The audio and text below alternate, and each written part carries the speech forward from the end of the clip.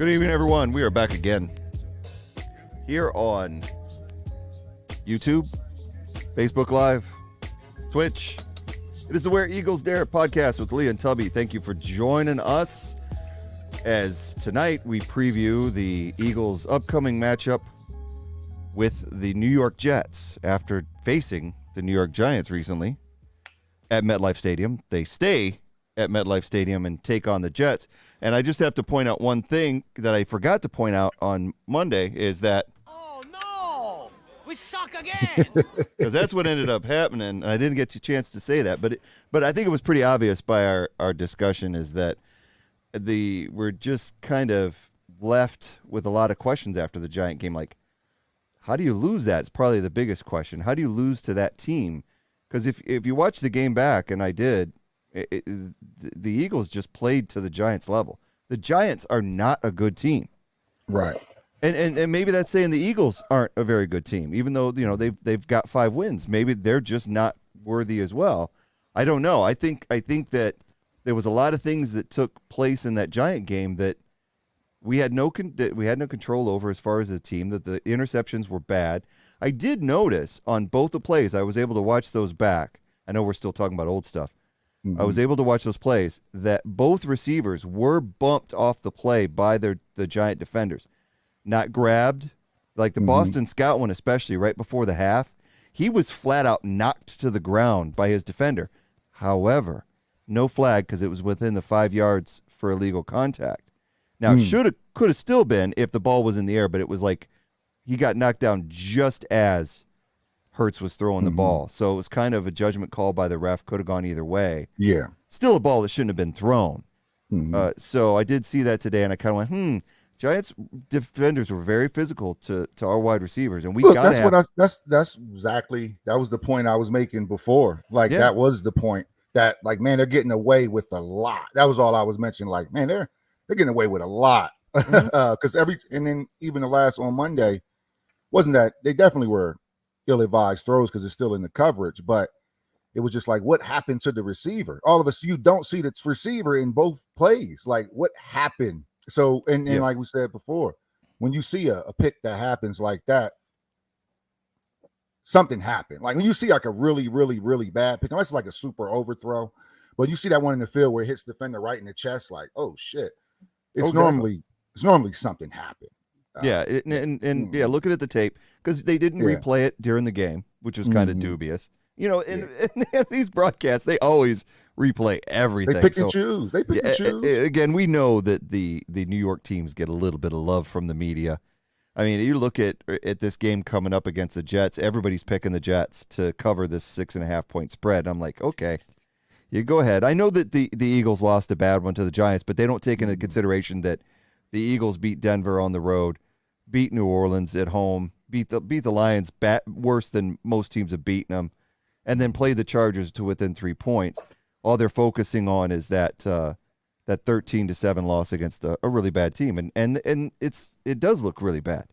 Yeah. But the title of this episode for everyone is "If we lose this one, we riot." Episode 18. Get ready to go into this game with the New York Jets, and it's true. I think that going into this game, if we lose this one, we may not riot, but as a fan base, we're done. We're going into a bye week. If they can't handle business this week, then you know it's over. The season has to be over at this point. You lose to the Jets. To me, which I actually watched their game against Houston back today, and they shouldn't even have won that game. Houston is just worse than they are. I mean, I saw some bad football play when I rewatched that game. It was it was almost as bad as watching the Bears-Lions on Thanksgiving. Was how bad it was watching the Jets and the Texans. I guess your reaction to this game or pre-game is, I guess, is really going to be based off of the expectations before the season started. Again, man, who is Nick Sirianni? Who is his coaching staff? Who are these people? We don't know. And they have not been established. They haven't established themselves as in the NFL on this level. Of course, getting to become a head coach, you had to put in a lot of work. So, and then you had to be vouched for also by a few people. But yeah, man, we still have a rookie coaching staff, extremely young quarterback. It's just like second year with Slay, second year with Slay, first year with Nelson. I almost feel like, and I really hate to say this. If I was a fan of a team that was winning, I was going to say it, but then I stopped myself because I can't even say it. If I was a fan of another team and I was winning, and I had a quarterback that's been in the league for 8 or 9 years, I had a running back that's been in the league for 6 or 7 years, I had an offensive line that I've played that's been all pros on this line. I have receivers. You look across my receiving core, and there's not a lot of down spots. I have some of the best defenders in the league at corner and at safety. And these guys, and this is not my coach's first year. Then I could put that smoke on them. I think as Eagles fans, the smoke never lets up, no matter what, because to me, man, we put this team is kind of thrown together. There's not a whole lot of rhyme or reason with how the Eagles are set up in general. And there's no, man, we talked about it this year. We don't even know who the defensive captain is. No. Because this team hasn't been together. Offensively, make a lot of mistakes because this team just hasn't been together. And it's another new system, another new something. This whole line is learning a new system this year. I want to see what happens. I think I can have that level of smoke probably year 4 when I'm like, okay, we've given it enough. But I'm just kind of, I personally, this is just my take on the Eagles here. I feel like we're playing with house's money based off of what we have, because I feel like any other teams would have a way worse record than this. I really do. I really do. Teams that's just kind of thrown together, pieces here, there, backup running backs here, wide receivers that just can't really get it right. That can go 4 or 5 games with only 4 yards, shit like that. Like, I don't know, man. So I guess. I guess I'm not coming at them from that harsh perspective. Right. I'm kind of like, damn, I can't believe we're even to this point. Just with all the changes they've made throughout the year. Finally made Sirianni run. Finally made Gannon play a little pressure. It took them 8 games, 6. Right. So it's like maybe they come into next year doing these things from the start. Then tell me what type of team we have. Yeah. But I just that's just kind of my sentiment when it comes to the Eagles. Like overall, it's just kind of like I'm more so still squinting at all of them. Like, are you good? Are you good? Are you going to make it? So, and you can tell too in the media. I'm a little bit of rant, but you can tell in the media too. Every game that Hurts loses, the headline is he a franchise quarterback.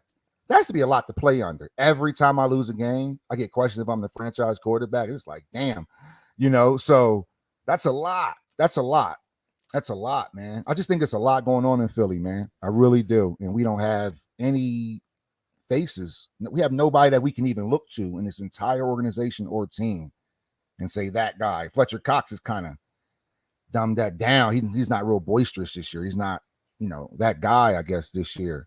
So we have nobody to really go to, man. When I think of the Eagles, I just think of them as like just one whole team. Right. Like I don't think of like a B. Dawks or a Donovan McNabb or a Deuce Staley, anybody that you can go to. Right. Charlie Jordan, I don't care how far you want to go back. Eric Allen, there's always somebody you can go to and say the Eagles, and no matter their record. I can't look at anybody on this team and go, that's the person. Maybe next year, Slay, because he's had such a hell of a year. Right. Maybe Slay can start becoming that guy.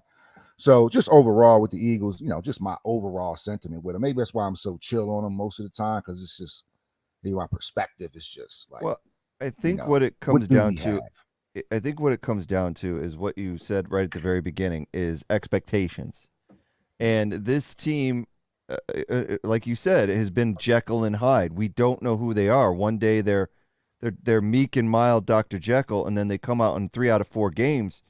They're Mr. Hyde just running through people, and I think they gave the fans a taste of success and gave them a little bit of glimmer of hope for this season to thought, okay, maybe this season isn't just going to be a rebuilding season. Maybe this is going to be a playoff. Maybe we don't win a playoff game, but maybe we just get there, Right. And then that all comes down when you, like you said, they started running. and then they started playing pressure defense, and then against the Giants, they abandoned both. And so they reverted back to that earlier to Dr. Jekyll again. And so that's why the thing with this Jets game, it's like if they don't come out and establish their identity in this Jets game, how can the fans take them to heart? Because like you said, Eagles fans are some of the most demanding in the league, probably the most demanding of what they expect from their team. And they look at teams like New England that drafts Mac Jones at the bottom of the first round, and he's lighting it up, takes over, the top spot in the AFC. Right.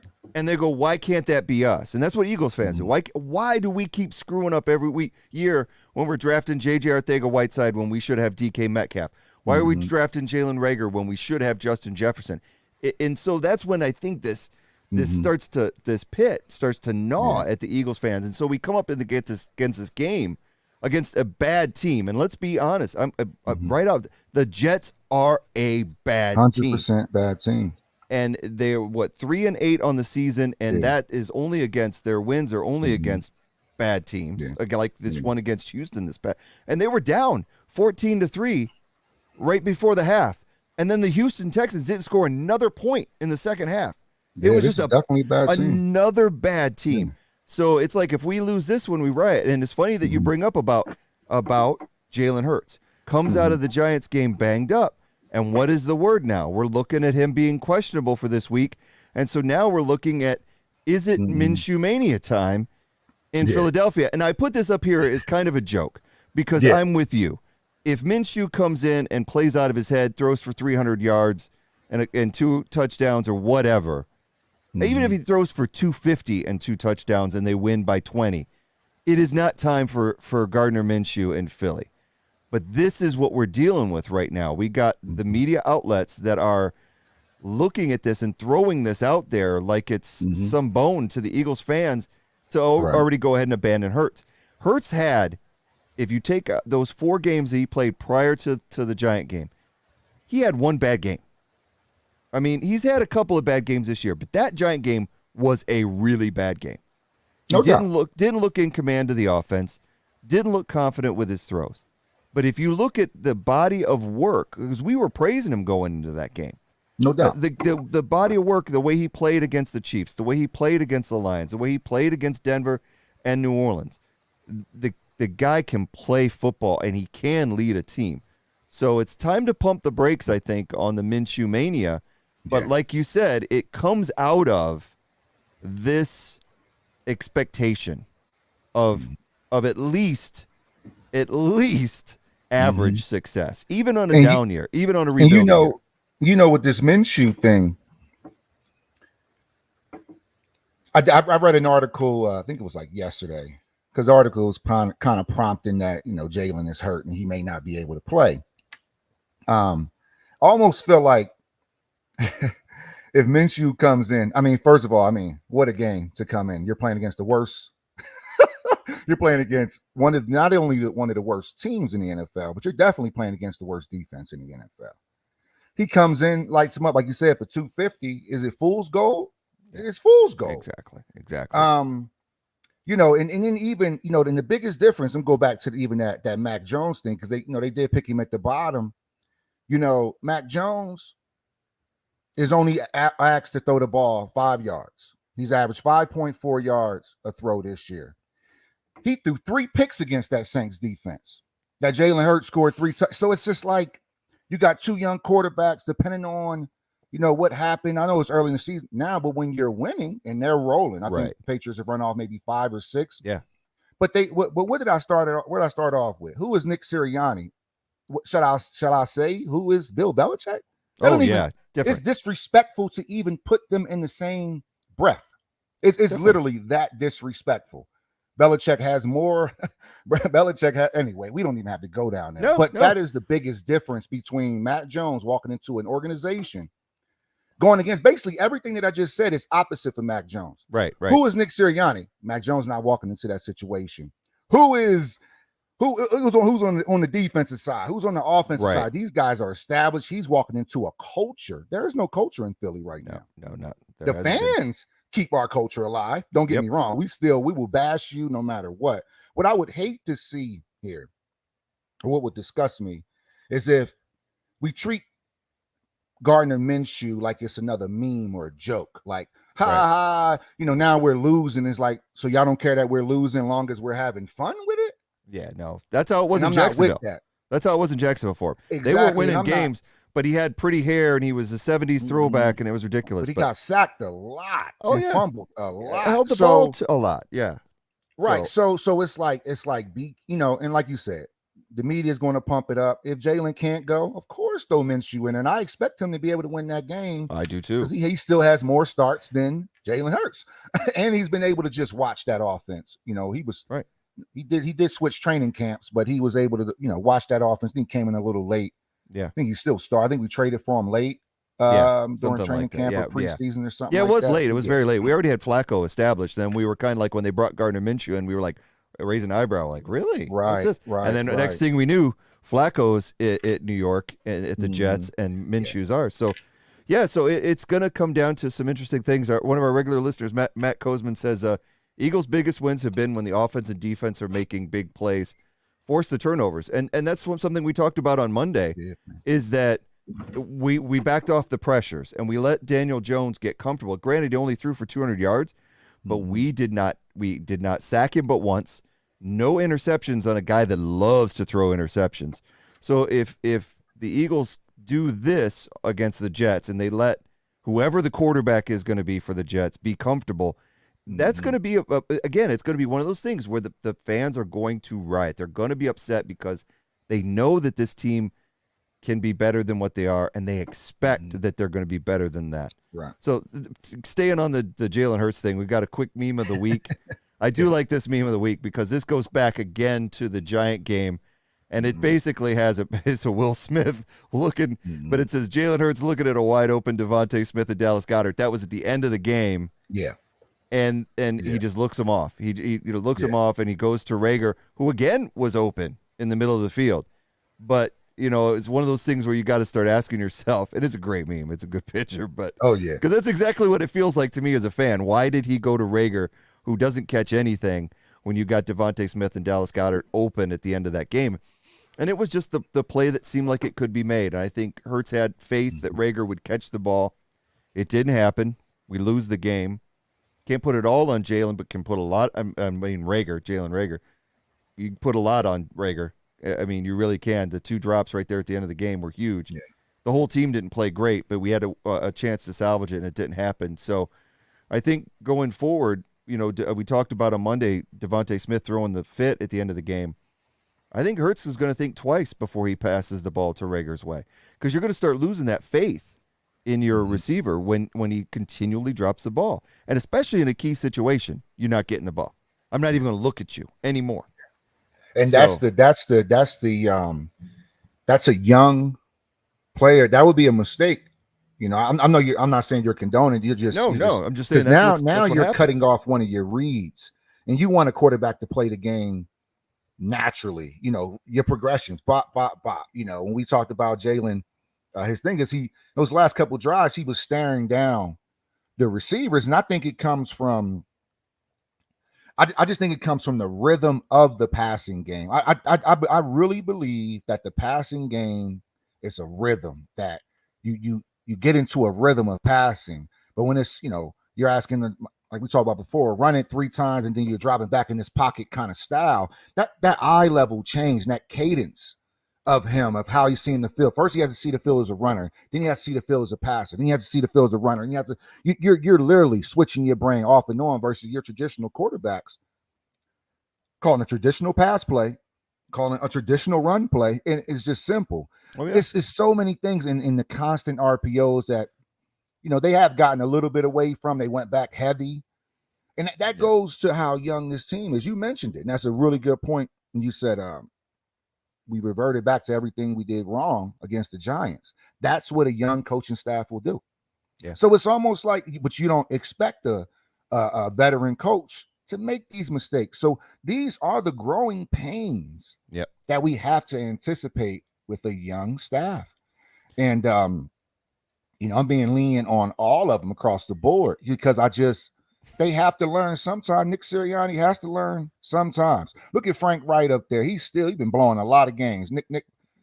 Frank Wright up in Indy. Up in India. He's still blowing a lot of games up there. You know, they'll have these big up and downs. I think Taylor is bailing them out, man. I think Taylor, they started 0-4 Indy.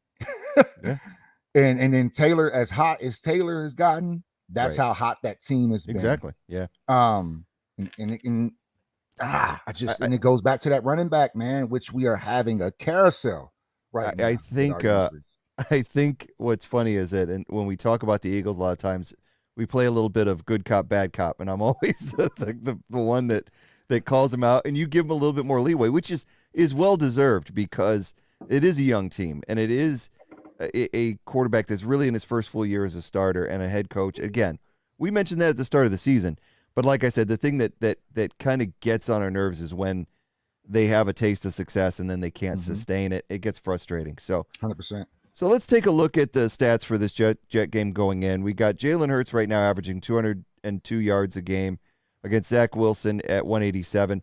Right now, the signs are all pointing to Zach Wilson starting this game. He's questionable, but he did practice today, which it shows that he's probably going to end up being the starter. So we probably won't see a Flacco. Our rushing leader is Jalen Hurts as well at 57 yards a game. But look at their leading rusher. I think it's Ty Johnson. It's 16.9 yards a game. That's how bad this team is. Our leading receiver, 4 touchdowns on the year, 57 yards a game, Devontae Smith. There's Davis, which is 59 yards, and 4 touchdowns. So pretty comparable numbers. And then you get into the meat of their stats, and we've got points per game. We've got right now the Jets at 18 at 27th in the league, and the Eagles at 25 points a game, 12th in the league.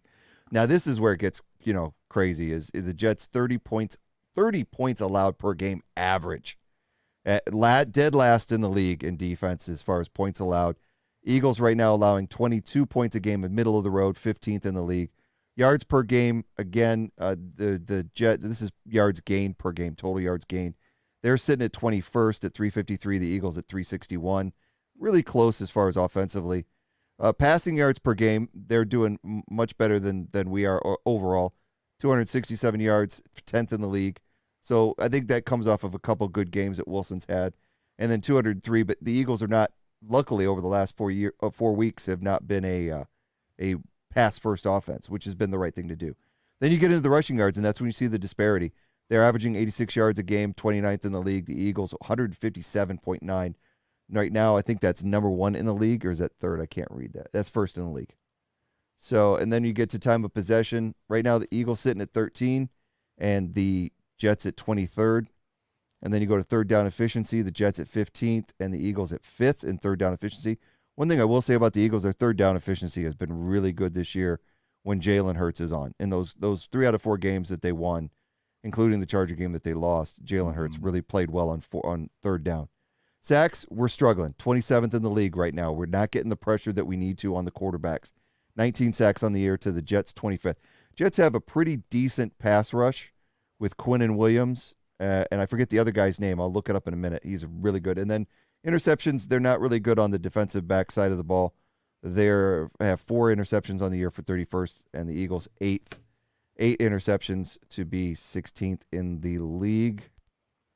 And then you look at the recent games. The Jets are coming off a win at Houston, 21-14, and the Eagles are coming off a loss to the Giants. But other than that, it's been a tale of 2 different teams because they'd lost to Miami, of all teams. They got blown out by Buffalo, and then they got handled pretty well by the Colts. They did beat the Bengals, which was a surprise to me when you look at that score, 34-31. So that was at home. So this team can play every once in a while. I think that was the game that kind of turned everybody's heads for a while, and then they went right back to their losing ways. So they didn't sustain himself. But overall, when you look at the stat line, this is not a great team. No. They have some decent players on defense, and there was a couple that I saw that I thought stood out for me when I watched the game today, and it was Jonathan Franklin Myers, their defensive end. He had several tackles in that Houston game, so him and Quinnen Williams are somebody you have to watch out for. And then they have a linebacker named Quincy Williams. He had Quinn's 13. brother.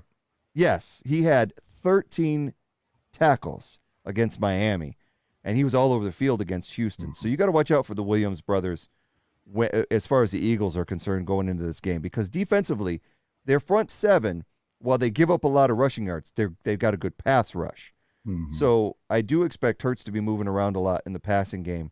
But running the ball, now, if you watch that game against Houston or any other game that they give up, because, again, they're 32nd in the league in the yards per game, giving up rushing yards, David Johnson, who would look like David Johnson of 5 years ago. Really? Yeah, he was pushing the ball through them. Second half, they shut him down. But first half, he was getting through with basically no resistance and getting to the second level. They closed that up, but I think a lot of it was I don't want to judge Houston too well because they just made a lot of bad decisions. Tyrod Taylor threw some really bad picks. They kept trying to throw the ball when something I don't want the Eagles to do is to sit there and know this is a really bad team against the run, and yet we're going to go ahead and try to throw on them all day. That's like we did against the Giants, and it didn't work well for us. So I'm going to turn it over to you for your keys to victory and kind of go over what you think the Eagles have to do in order to win this game. First things first, I think we need to move on from Rager. I think we just need to move on from Rager, man. At this point, if you want to keep him on special teams, cool, but I don't see how he needs to be in the lineup. I think over the past 4 or 5 games or so, he's only had about 5 yards. 2 of the podcasts we've shown him with negative numbers, and I think it would always leave a bad taste in our mouths that we didn't get. I hate to say this again, Justin Jefferson, but you know who else was on the board still, Lee, that we could have got? Who? We could have got T. Higgins. Oh yeah, and we also could have got Michael Pittman Jr. Wasn't Jerry Jeudy up there as well, or was that the year prior? Could have been. Yeah, Jerry I think Jeudy. it was as well. I'm not sure because it was 4 receivers. He was the 4th one picked. Yeah. I'm not 100% sure. Yeah, but there was a lot to be Jerry had. Jeudy in there too. But T. Higgins and Pittman, 2 of the guys that I saw around that area that jumps out to me, and we didn't pick those guys up. So I think we need to bench Rager, and I really want to move on from him in the special teams. I know I said you can try him out, cool, but nah, man, get rid of him. It's like we're still stuck on the fact that he ran the 4.2 at his pro day, but he ran a 4.4. It's almost like he's slower. Like he doesn't have that burst. When you watch him on punt returns, he has no juice. It's like that. He probably has top end speed, but that acceleration, not there, not what we need. The matchup, man, Elijah Moore is playing very, very well. Young rookie, and Davis, their leading receiver, is back off of injury. He's questionable, but I think he's going to play. He's going to come back for this game. He was a good wide receiver at Tennessee, and he's still a solid wide receiver, and he's tall, earlier than people would expect. I like our matchup, though, just because of their quarterback more so than anything else in Nelson and Slay. I think when we are being aggressive and aren't playing 30 yards off the ball, Nelson and Slay has pretty good games because they are physical corners. Nelson and Slay are physical corners. Slay doesn't like to tackle as much, but as far as playing in coverage, he'll hand fight you, he'll bump you, and all of that good stuff. So we want them to play. I think we have our strength there in this matchup. We already mentioned this, how bad they are, man, against the run. Run the ball. Nothing cute. I don't want to see a lot of screen plays unless they're just blitzing and they're wide open. I just don't want the goofy plays that we see just randomly thrown in. Just goofy plays. Just run a consistent offense. Run that offense you ran in Denver, or run the offense you ran against the Saints that just was working. At least we were getting points. Every yard drop, whether it was 3 or 6, we were getting points. We got to get back to when we were running the ball. Even when we didn't score, we still got points on the board. And it helped our defense out by just staying on the field longer. Rookie quarterback, man. We cannot let no damn Zach Wilson beat us, bro. I'm sorry. Just keeping it 100, man. We can't let Zach Wilson beat us. We can't. It would be embarrassing if we lost to this Jets team, 100%. A team that if Hurts is out there throwing a bunch of interceptions against a team that only has 4, it's just not good. It's not a good look. Yeah, man, I think those are keys, man. We keep the pressure, make Wilson, because he's still hobbled. So, keep the pressure on him, make him think about his injuries, hit him a couple times, let big Fletcher Cox lay on him a little bit, because he's a small quarterback, Zach Wilson. Lay on him a little bit, hit him a little bit, and let's get this dub, man, and let's get back to see if we can sneak in the playoffs, man, and play spoilers or something, man. But if we want to get up, then just shut it down, throw Gardner Minshew in, trade Hurts, and we move on from here and see what happens in the next draft. But other than that, Jalen Hurts is our quarterback. Yeah, I agree. And fly, Eagles fly, baby. Let's go. We have to win. I think it's ridiculous again, we talked about that, to rule out Hurts. If he doesn't play, he doesn't play. But I think regardless of what quarterback plays, like you said, to me the biggest thing is we live and die by what Gannon does on defense. When he comes out and they're aggressive, and by aggressive, I don't mean reckless. I don't mean blitzing every down. I mean playing up on the receivers, and I don't mean bump and run. I mean not every play, but I'm talking about getting in the receiver's face and playing a little bit more man than zone. I'm not saying playing exclusively man. So I'm not trying to say that we just have to play all aggressive man blitzes. I'm saying no, balance it out, play up, don't leave the middle of the field open for screen passes and flat passes. I'm tired of that. Go after Zach Wilson. If we don't put him on his butt, if we don't force him into some picks, it's going to hurt the defense overall going in. So I think we can agree on that. The defense, it all starts with the defense this Sunday. If the defense shuts them down, we know our offense can score. And I truly believe in this defense, the players. I don't think they're a bad defense at all. I think we've got players like McLeod and Maddox, Slay and Nelson all across the board. I think Edwards has been playing great. Our front four is great. Got a couple of weaknesses at linebacker, especially, that we've got Singleton in there because of injuries, because Bradley's out, and that happens. But then Davion Taylor's out. But overall, I really believe in this defense if they're running the right scheme. So we'll see what happens on Sunday, and I hope that what we see is a lot more aggressiveness, more like the Lions game, more like the Saints game and the Denver game, and less like the Giants game, or like early in the season. Let's take a quick look at the injury report just really quick. Brandon Brooks was really supposed to be off IR a few weeks ago, but now that's been pushed back to week 15. Jordan Howard is questionable for this game. It's unlikely that he's going to play. They're going to hold him out through the bye week. But Miles Sanders is also questionable, so that presents a problem. So we'll have to see how the Eagles play it. It does really limit them if it's just Gainwell and Boston Scott as our running backs for this game. It really does. I actually thought about it today, and it was a crazy thought. I'm not going to say it's justified, but I'm like, could they just pick up Le'Veon Bell? I know he's out there. He's been cut.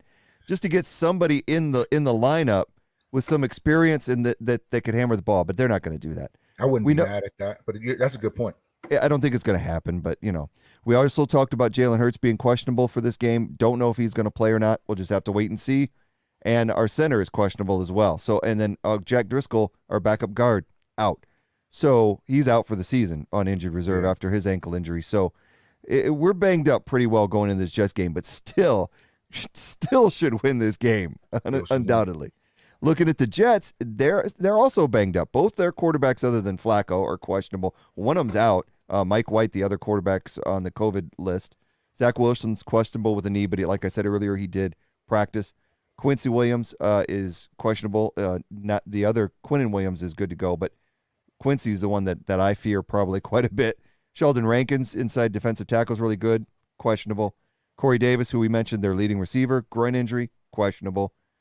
Bryce Huff is on injured reserve. It may or may not be back, and Blake Cashman, their other linebacker, may or not be back. So on the injured front, we're both pretty banged up. Both team is. So it's going to come down to the way the defensive plays and about how smart the offense is. If Sirianni comes out, even if we're stuck with Gainwell and we're stuck with Boston Scott, it's a matter of, are we going to run Boston Scott? Are we going to run little screen passes to Gainwell and get those guys out there so that they can, run it down their throat? I don't know. We'll just have to wait and see. Mm-hmm. All right, so looking after that game, when we go up and look at the upcoming games that we got going on, like we said before, the Eagles, after this, they get a week off. Much deserved. It's a very long season so far, and it's almost, if it was a regular 16-game season, it would almost be over.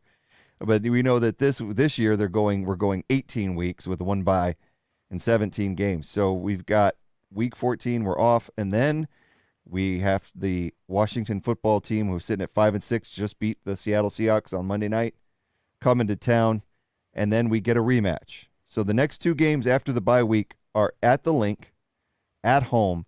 You win this Jets game, you got the next 2 at home against division opponents. You're possibly looking at 8-7 going out at week 16.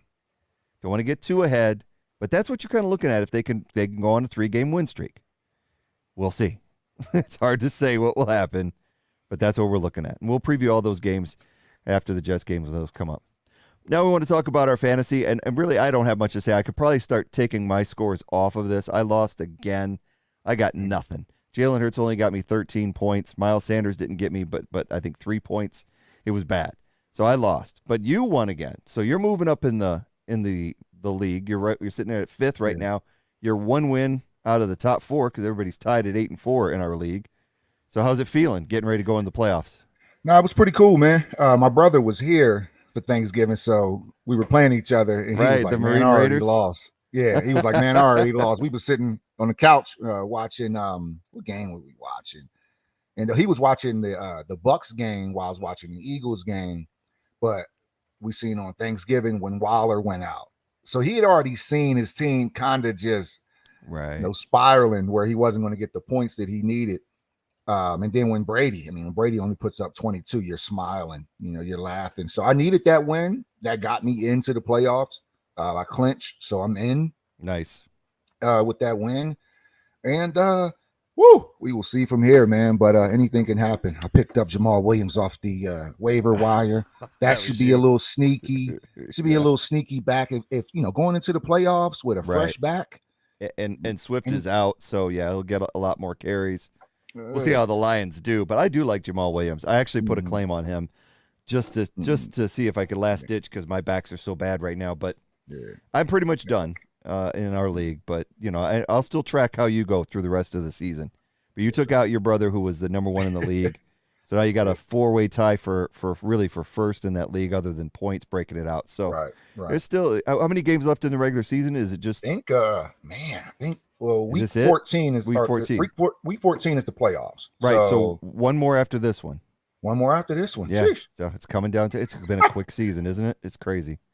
All right. So let's look at the pick standings right now. If you haven't been following the show, I run a picks game, and we kind of feature that every week. We got a lot of people out there.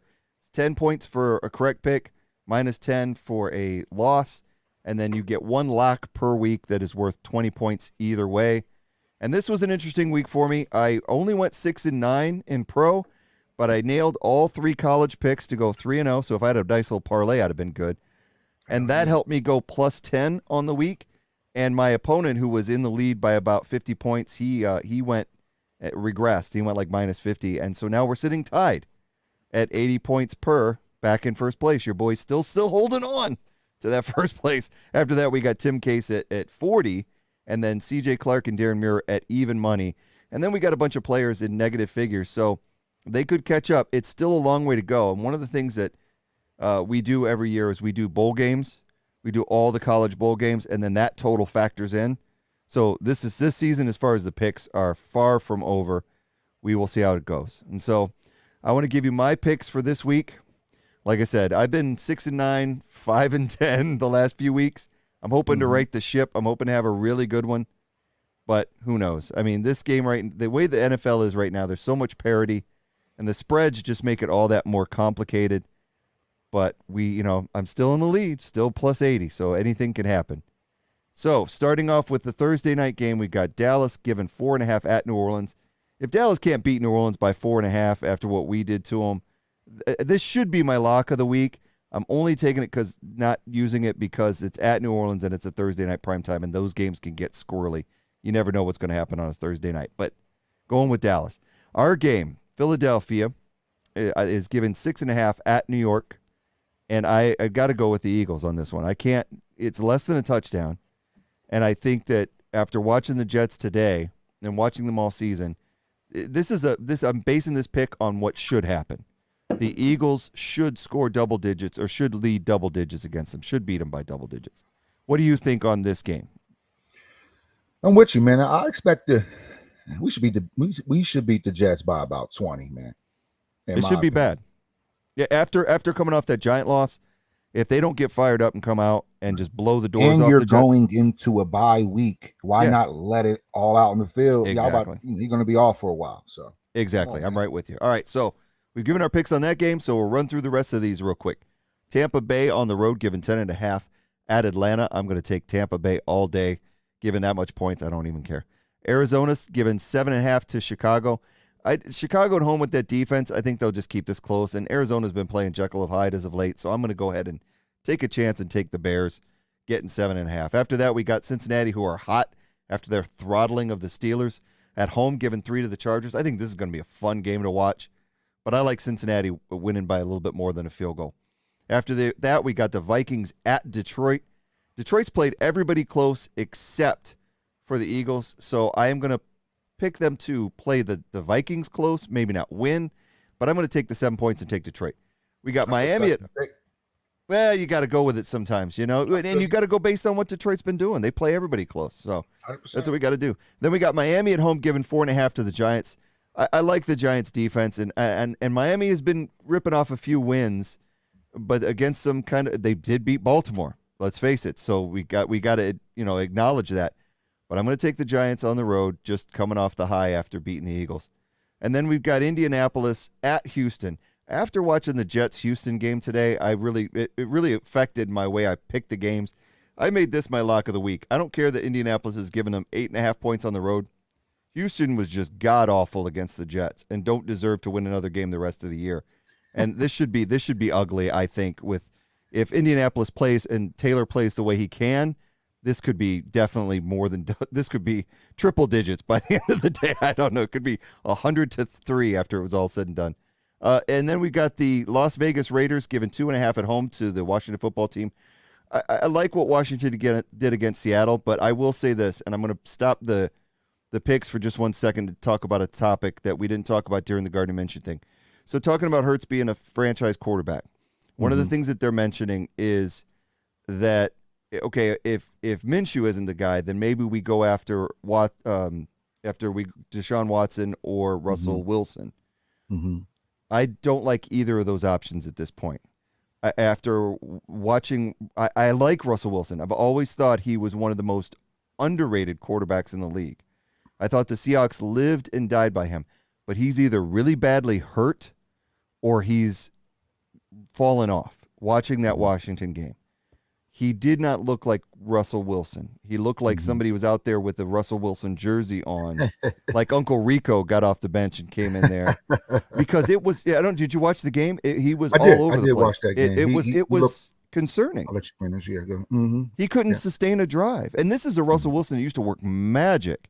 And even when we got DK Metcalf and Lockett in there, so I definitely, when that came up after Hurts' bad game, and of course it's a knee-jerk reaction because Hurts had a bad game. My first thought was, Lord, please don't let Howie Roseman package our three first-round picks or something like it into a deal for Russell Wilson in the offseason. Because what we're going to do is we're going to get an older quarterback that, yes, was great at one point, and then is not the same with the Eagles, and now we've lost those draft picks. Same thing with Watson. I don't have a problem going after him if the legal stuff is anything for him if the legal stuff ain't cleared up, because he might never play. So why would you do that when you've got a known quantity in Hurts? Let's write out the season with Hurts before we talk about this anymore. But that's how I feel going in now. How do you feel? Yeah. No, man, I feel the same way. And I just think, I've been saying this all year. I don't like it in general that when you currently have a person on the job and you're talking about somebody else. Hurts just completed his 16th start as a quarterback, one season. It's just like, but you have to deal with, like I said, just about after every loss, I think I've seen a headline about him being a franchise quarterback. When it comes to Russell Wilson, I'll just talk about Deshaun Watson real quick. I just think Deshaun Watson is until all that stuff is cleared up, it doesn't even matter how good he is. It just doesn't even matter because you're playing with clouds over your head. and that's just not good. Not for a city like Philly. But man, he's an incredible quarterback. Russell Wilson, man, it goes back to just my original theme in general when it comes to quarterbacks. Not a lot of quarterbacks. Basically, man, you can have about Peyton Manning and the rest of them. If you can't run the ball, it's really hard. It's really, really, really hard to throw against when they're rushing 3, maybe 4, dropping line. You're throwing into a 7-man front, 8-man front. Just throughout the entire game, they're just playing, dropping back. Outside linebackers are playing the bubbles. They're playing them deep. They're playing them in all these spots. He did miss a lot of throws, so the accuracy and his strength in his arm is still there. But the accuracy, I did worry. But I think Russell Wilson could be a player. Remember, I talked about earlier, there's nobody you can point to in the locker room. At least we know he is a leader. He's a leader of men. He played on the team with a lot of personalities. You know what I'm saying? A lot of personalities. And Seattle was still synonymous with him, even though you had Richard Sherman, Chancellor, Legion of Boom, Bobby Wagner still there. You had Smith that went, and you had Marshawn Lynch as well too. Right now, he doesn't even have Chris Carson. He has Alex Collins back there, right. Penny. I'm telling you, man, it all starts with the run game in the league, man. It's really hard for quarterbacks to just throw against 7-man fronts, man. But no, he didn't look well. And he was pressing, almost like he's trying to get everything back in one play or one. And it's like, look, man, just take what the defense is giving you. Right. You feel like he was trying to just force. The game normally flows for Russ, but it didn't feel like he was pressing very hard and forcing a lot of throws. When you see a quarterback throw the ball in the ground, he's forcing it because they're gripping it so hard. Your release point has changed. And I think Russ is gripping it like a baseball. He's just ripping it because, he got drafted in baseball as well. So he's just a phenomenal athlete. Right. He's just gripping and ripping instead of just letting the ball flow out of his hands, man. And that's kind of like weird thing about Hurts too. Hurts has a strong arm, but it's like the touch isn't there.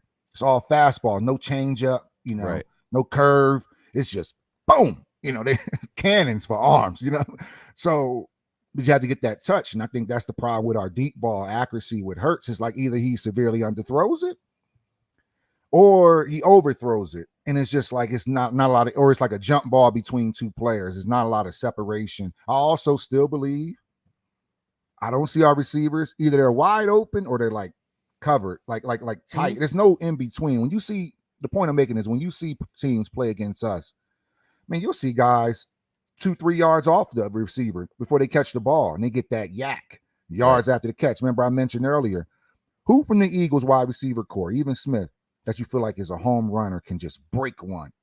Nah, man. No. Yeah. Who is taking a 5 to 6 yard to the house? You remember that Mac Jones play? Darius Slay. Exactly. Slay has had more big plays than any of our receivers. True. It's true. He's so it's like we have no home run ball. Yeah. We have no player that can just boom, take the top off. Rager is fast, but his route running isn't there. Horrible. And Smith route running is there, but he's not that fast. He doesn't, So I just feel like we don't have that player that can really take the top off, that D Jackson. We don't really have that. I think Watkins can be that. Yeah, but I think we might as well just make Watkins our second receiver and just press. So yeah, man. I know about the Russ and Deshaun, man. And that's the thing is I agree with you. I would take a flyer on Russell Wilson for next season if we don't give up the house to do it. If we don't give up the farm and say, hey, here's 3 first-round picks, give us Russ. No, dude, if you want to package a deal where you maybe give a second rounder and a fourth rounder, that's what Russell Wilson's worth to me right now, because he doesn't want to be there anyway. So maybe you always got to work a deal if they're going to do that. Don't give up those 3 rounders because they're valuable right now. We need another wide receiver. We may need another guard because we can't have Brooks again. So we need that guard on the right side to team with Lane.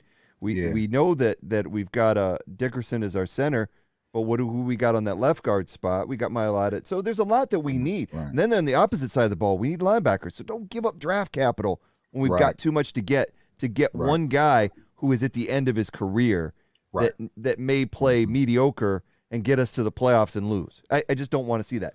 Deshaun Watson, on the other hand, if he had no legal troubles right now, I would take him in a heartbeat. No brainer. And I like Hurts, but when you weigh them out, I would take Deshaun Watson because he has those things you talked about. He has those intangibles. He has a leadership. He has a mobility, and he has a touch. And we saw that all those years to Hopkins in Houston. Okay. Hopkins didn't catch those by himself. Those balls, a lot of those were thrown in the right spot. Hopkins is a great receiver, but Watson, man, he did a lot of good things. So, yeah, we'll see what happens. But while we were going through the picks, that came up in my mind looking at the Washington football team and thinking about that Seattle game. It brought it up, so I wanted to discuss it. So moving on through the rest of these picks, we got the Rams. They are giving 13 points at home to Jacksonville. I'm going to take a shot. I'm going to take 13 is a lot of points.